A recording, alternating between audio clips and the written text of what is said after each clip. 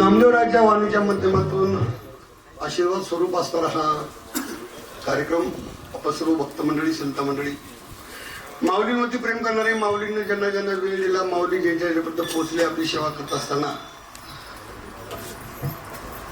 तुम्ही आम्ही सर्व मंडळी यासाठी आलेलो आहोत. काय नाही यायला जमलं नसेल, वेळ नसेल, काही गडबडी असतात, त्यांची तिथून आशीर्वाद असतीलच. असो, माऊलीच्या जीवनामध्ये माऊलींना रिटायर झाल्यानंतर इथं पूर्ण वेळ बाबांची सेवा करून अशी माझा माणूस आहे. इथं दिवाबत्ती माऊलीने इथं आश्रमामध्ये पीक करावी. अनेक प्रकारचे सप्ते आहेत आपल्या परिसरामध्ये. माऊलीला भजनाची खूप आवड आहे.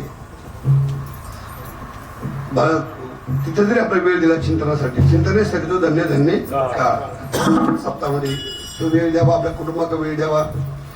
आणि माऊलींना आयुष्य ते मिळालंच. माऊलीच्या कुळालाही माऊली शक्यतो होत नाही. बुवांच्या कुळामध्ये बुवा दुसरा येत नाही. माऊलीच्या कुळामध्ये आमचे ओंकार महाराज जरी पण परमार्थ नक्की टिकून धरतील अशा प्रकारची सद्विचार आहे. चांगल्या प्रकारची कुळाची तशी भूमिका आहे असं आहे.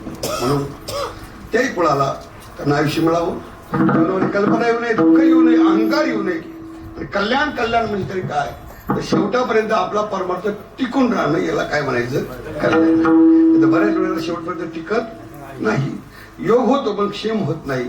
तो शेवटपर्यंत परमार्थ टिकावा, अंतकाळापर्यंत चिंतनामध्ये त्यांचा वेळ द्यावा. आणि ते हे त्यांचं कल्याण आहे. नामा म्हणते असावे कल्याण, ज्यामुख निदान पांडुरंग. तर सर्वचित्र अनेक महाराज मंडळी इथं आलेले आहेत. त्यांचा सगळ्यांचा नामगौरव होईलच.